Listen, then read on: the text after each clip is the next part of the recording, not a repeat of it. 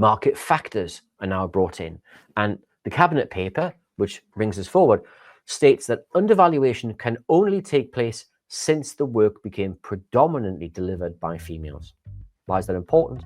Because for some groups, the work has always been delivered by females. And so therefore, there hasn't been a time where the work wasn't previously delivered by females. Therefore, arguably, there can't be a claim. Now, that's clearly nonsense, but that's the effect of the legislation. It essentially strips away that right to allow those female workers to make a claim because they've been working in a workforce, like say nursing, where it's never been predominantly delivered by a male workforce.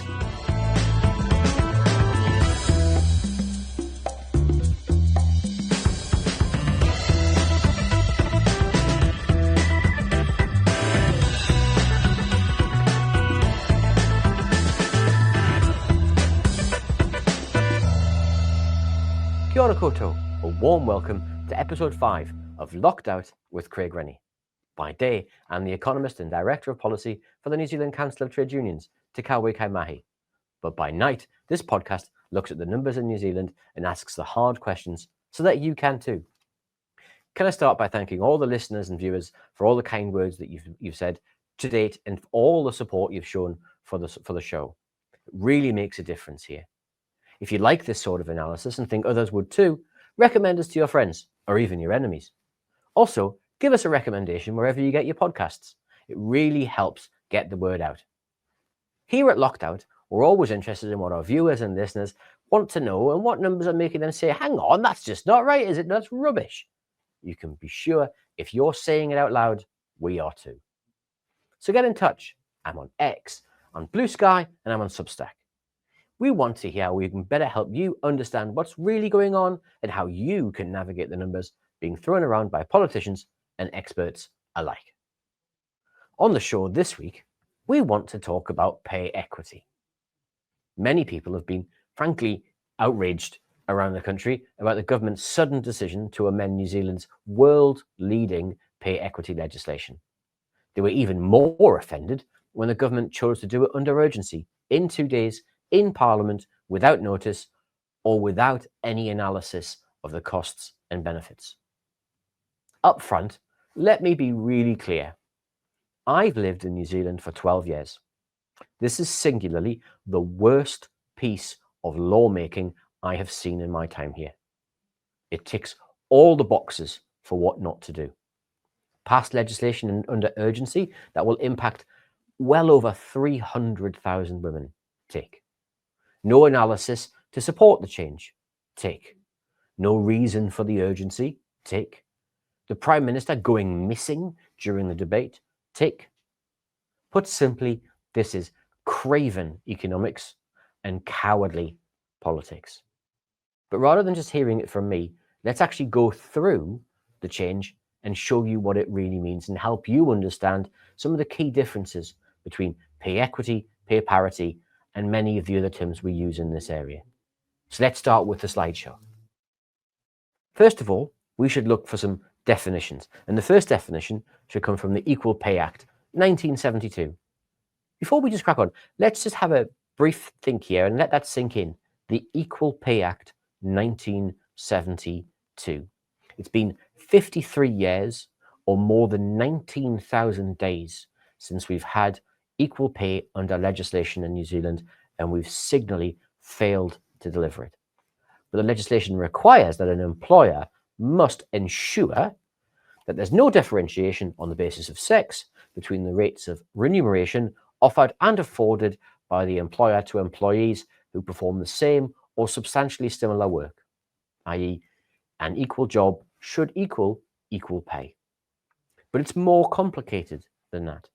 And that's why we have pay equity legislation, because it also says there should be no differentiation on the basis of sex between the rates of rem offered and afforded by an employer for work that is exclusively or predominantly performed by female employees, and that the rate of remuneration we paid to the male employees who have the same or substantially similar skills, responsibility, and experience, and work under the same or substantially similar conditions or with similar degrees of effort. Why is that important? Because some forms of discrimination are direct. They affect you against another person. You can see those quite clearly. That's the first part of that definition. But there are also more insidious forms of gender discrimination. And that's why we have the second part of legislation. Some groups, some workforces have seen their pay fall behind others just simply because that work or that workforce has been predominantly delivered by females. And we've undervalued that work. And that's why we have the second part of the Equal Pay Act 1972 to reflect that discrimination isn't just direct, it can also be indirect. And we should try and stop that too. So, what's the difference between equal pay and pay parity? Well, pay parity, which is a term you may have heard, is about when you have simple pay for the same job, regardless of who your employer is or what sector they work in. The best example here I can give you is in the early childhood sector, in the early childcare sector, which ensures that qualified ECE teachers receive the same equivalent pay to teachers in kindergarten and in schools because they're doing essentially the same job. The key difference is one works in the private sector and one works in the public sector. Until pay parity legislation, there was a 23% gap between these two groups, despite the fact they were doing the same job. Kindergarten teachers were looking after children below the age of 5. ECE teachers were looking after children under the age of 5, but they were often paid around a fifth less for doing exactly the same work. Crucially, the gap here was one due to ECE teachers being in the private sector and kindergarten teachers being in the public sector, in order to make sure that two groups who were doing the same work were paid the same. Pay parity was delivered under the sixth Labour government. Now, it's important to also recognise here, it wasn't fully delivered under the sixth Labour government. Some groups were still left behind, but it was a big step forward. So pay parity refers to the same pay for the same job, regardless of which employer or sector you were in. Now, the gender pay gap, which is a different thing again, now that refers to the gap in average hourly earnings between men and women. It's calculated as a percentage here. And we can calculate the percentage both on the basis of gender, but we can also calculate it on the basis of ethnicity and gender. So we can work out the difference between Māori, Pacifica females and European males, or European females, or Asian males and other groups. We can calculate all those different ways to work out how discrimination works itself across the overall workforce, not specific types of work. And currently in New Zealand, the mean average difference between men and women is 8.9%. Again, it's been 53 years since the Equal Pay Act 1972, and women still face, on average, across the entire workforce, a near 9% pay gap. That's a bad number, but if you look at the difference between Pacifica women and European men, that gap is 25.9%. It's around 20% for Māori females and European men. So, as well as important gender gap differences, there are also important ethnicity gender gap differences that demonstrate double levels of discrimination taking place in the workforce. Now, on this basis, essentially all women start working for free on the 28th of November because they're doing the same jobs, doing the same work, but they're being paid on average 9% less. Now, pay equity, which has been the subject of much of the concern over the past few days, pay equity is something quite specific. Pay equity means ensuring both men and women are paid the same for doing different jobs of equal value, meaning the work requires similar levels of skill, responsibility, and effort. Now, this stretches all the way back to a case started under Christine Bartlett in 2012 and brought to the courts in 2014, which was called the Terra Nova case, which is where carers, and Christine Bartlett said that because the care workforce was predominantly female, it was being discriminated against because that work had been undervalued against work of similar levels of skill, similar levels of responsibility, and similar levels of effort. And the court found that that was the case and that discrimination had taken place in New Zealand. And so in 2017, we saw finally the setting up of the Care and Support Settlement, where we agreed that in the care sector, gender discrimination had taken place on the basis of the group rather than an individual, and care workers received pay increases of between 10 and 49% as a consequence of that change. It was an enormous victory for a low-paid, undervalued, often overworked group, and it reflected actually genuinely valuing those workers and the work that they do in New Zealand. Now, one of the key things about pay equity is it involves the use of comparators to understand how discrimination has taken place. So we find one group, say teachers, and we say what skills, qualifications, effort, other items do they have, and what would a similar group, which is male dominated in a workforce, who has the same levels of skills, responsibility, or effort, what would they be being paid? And is there discrimination on the basis of the gender there, or is it something else? And we use those comparators to work out whether or not there is a pay equity claim. Now, those pay equity claims, and there have been 5 of them to date, those settlements are for a period of time. So they go to court, they get a settlement. That settlement says for the next few years, you should be paid more money. And then at the end of that period, there'll be a review process to make sure that that workforce isn't continuing to fall behind other workforces because the gender disparity is forcing their wages down in comparison to another group where their wages aren't being forced down because they're not in undervalued work. So what has changed? What is the government proposing? Now, there is a fantastically complicated table that I could take you through, which would take you through all of the key details. If you really want to find it, you can look on the Beehive website and it will tell you exactly where that is. But let's just take you through the key points. Now, the first change is that the bar for raising a claim has been significantly increased, making it much harder to argue whether or not a pay equity claim should be being delivered or whether there has been gender-based discrimination. Firstly, under the previous regime, you needed 60% of the workforce to be female in order to make a claim. That's now been lifted to 70%. Now, that seems like quite a small change, but it actually makes a really big difference, and it potentially throws out a large number of claims for some groups, some teachers, some other workers, where there's 68% of the workforce is female. That's now no longer considered to be a female-dominated workforce, whereas 71 is. And that lift potentially throws out a significant number of claims across the country.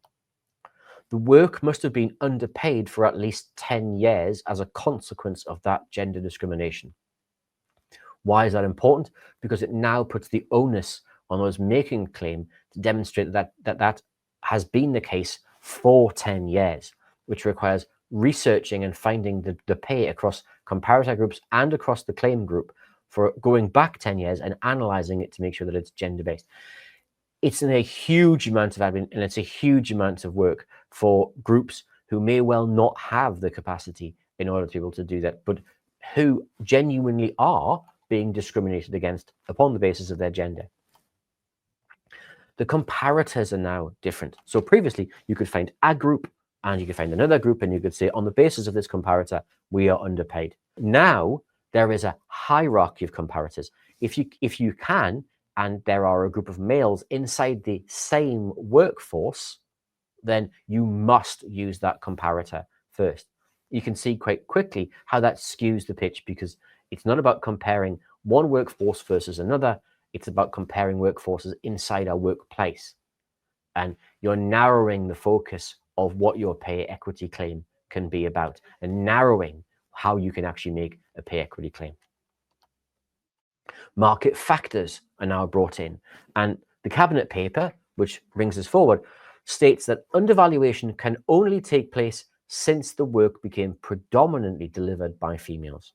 Why is that important? Because for some groups, the work has always been delivered by females. And so therefore, there hasn't been a time where the work wasn't previously delivered by females. Therefore, arguably, there can't be a claim. Now, that's clearly nonsense, but that's the effect of the legislation.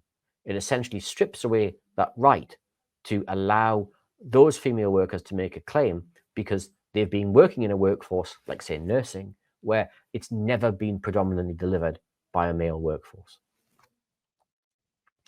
Other changes include a new 10-year period after any pay equity claim has been delivered before another can be launched. So, for example, my colleagues, the nurses who received their pay equity claim in 2023 would now need to wait until 2033 to launch a new claim. That will take 3 years to deliver, which means that they may get a claim by 2036. And because it's being phased in, that means they may only get a refreshed claim in 2039. You can see how quickly that kicks all of these claims, many of the claims, into the long grass. It removes the requirement for any claim to have a renewal clause. So if you've got a claim or you're trying to make a claim and you want to have that renewed regularly, you now can't. You've now got to go back to court, but you've got to wait 10 years in order to do so. So if you suffer from your wages falling from the day in which your pay equity claim has been maintained in real terms, you have to wait 10 years to catch up on that basis. New claims will be phased in over 3 years. So even though you're discriminated against, you may have to wait up to 3 years to get the full value of the fact that you were previously discriminated against. So you can stop anytime you like and hurry up because you can't get the claim, even though you've had your claim for pay equity found to be correct. You're still having to wait up to 36 months in order to be recompensed for that. And it removes the ability to receive back pay as a consequence. So you may well have been discriminated against, or the workforce was discriminated against over 10, 15 years. Now, currently you can claim back pay up to 6 years of that. This removes the ability to claim back pay. And that's worth potentially tens of thousands of dollars for affected workers. And that recompenses them for the fact they've been historically discriminated against. Now they will not be able to make that. Again, stripping tens of thousands of dollars from those workers. The important thing is that we have claims that are currently going. We have 5 claims that have been found and gone through the process and where they've been settled, but we have 33 existing claims that are essentially stopped. And those workers have to start completely again. And they include teachers, they include support workers, social workers, plunket workers, midwives, people who do lab testing, residential care workers, librarians. These are all people who are working in essential roles and in quite clearly gendered roles at times. And they have to stop and wait again and start the process again in order to be able to make a pay equity claim. Again, delaying for years their ability to get justice for the fact that their workforce has been discriminated against. And put simply, why is that the case? And unfortunately, like many things in life, it's simply about money. The government sets aside money as it goes along. We call this an unallocated contingency. And if you desperately want to look it up, look up note 6 in the HIAFU 2024. There'll be a number around $17 billion, which is all the cash the government has set aside for negotiations, bargains, and other things. And that includes the money it's set aside for pay equity. When you change the rules, the Treasury says we no longer need that cash because we expect fewer claims and those claims will be for less money in the future. That frees up billions of dollars for a government that is broke. For a government who was about to have a budget where it wasn't able to deliver on its plans because it was paying for tax cuts, it was paying for tobacco cuts, it was paying for a range of things that it had never set aside the money for. And as a consequence, it's used that money to pay for the forthcoming budget. Those aren't my words. Those aren't actually what I think. That is the words of David Seymour, who said of Brooke Van Velden and this change, she saved the budget for the government. These savings will be being used to pay for things like defense, to pay for things like cutting debt, to pay for things like that would normally have been paid for via day-to-day spending. And those low-paid workers will be paying the cost of the fact that the government didn't have a fiscal plan at the beginning that added up, despite the fact that people told the government over and over and over again that its sums didn't add up. We never thought that the national government would stoop this low to take that money from those low-paid workers, but it has.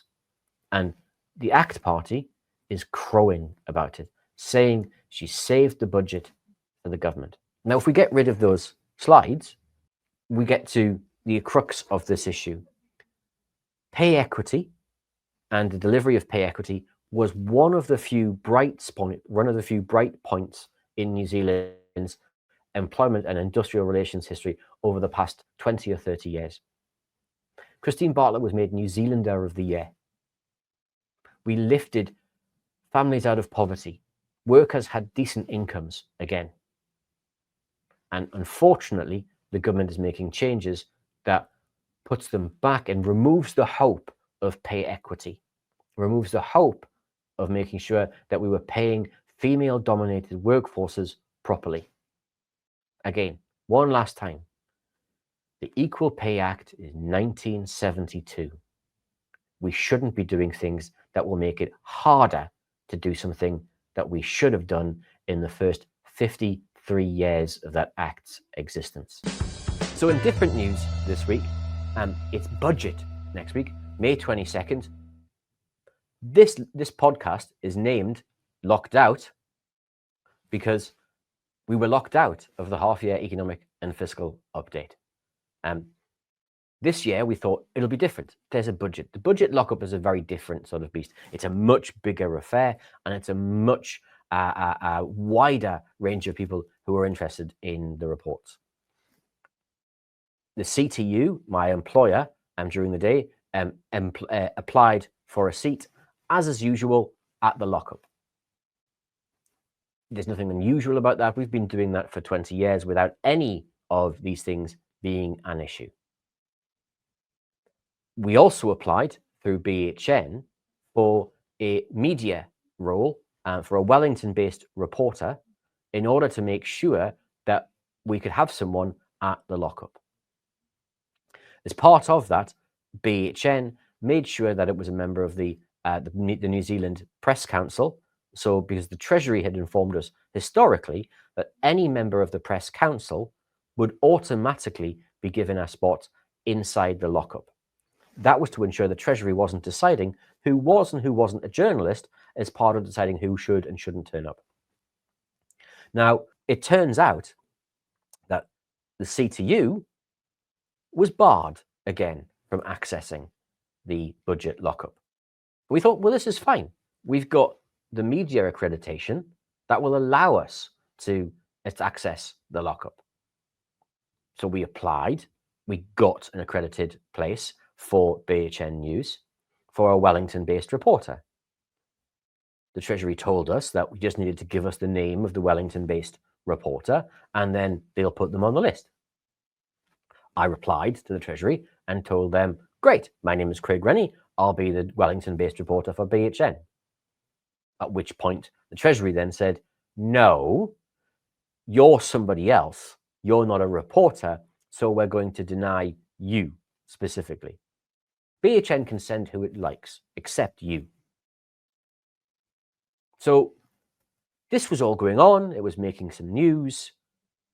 And then late in the night, on Wednesday night, I started to get text messages. I started to get some information from colleagues in different sectors saying that the government had changed its mind and it had allowed a wider range of people to access the budget lockup.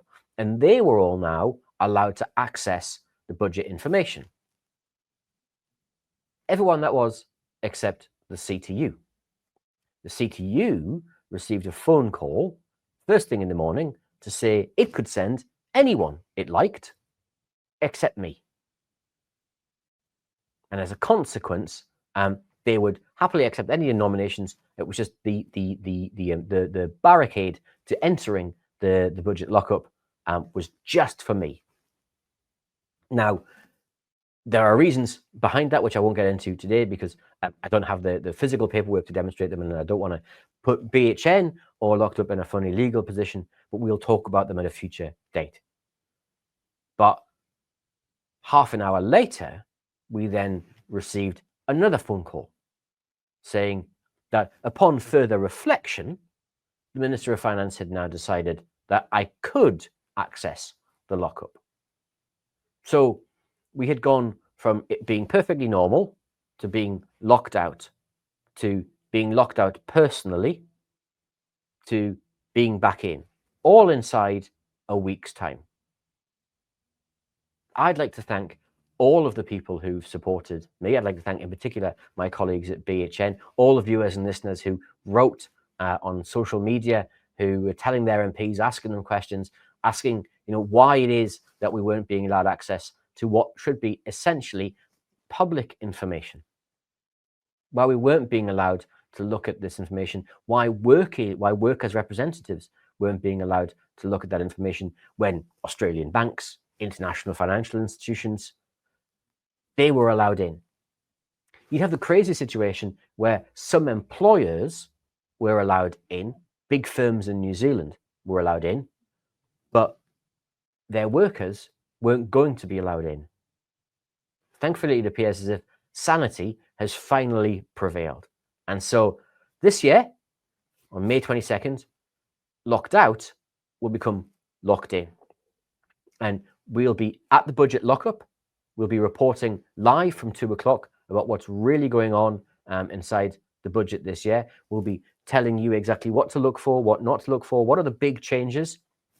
Hopefully, we'll be able to tell you what money the government has saved from pay equity, what money the government is planning to spend on your behalf, but importantly, what's happening to unemployment, what's happening to growth, what's the real investment in schools, hospitals, in those things that make a difference to communities.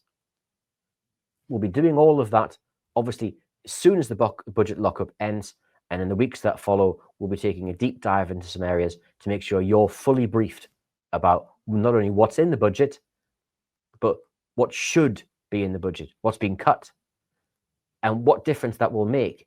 Because people underestimate the second budget of any government. They always think the first budget's very important, and they think the last budget's very important. The second budget is what will actually set the terms of the political conversation when we get to the election.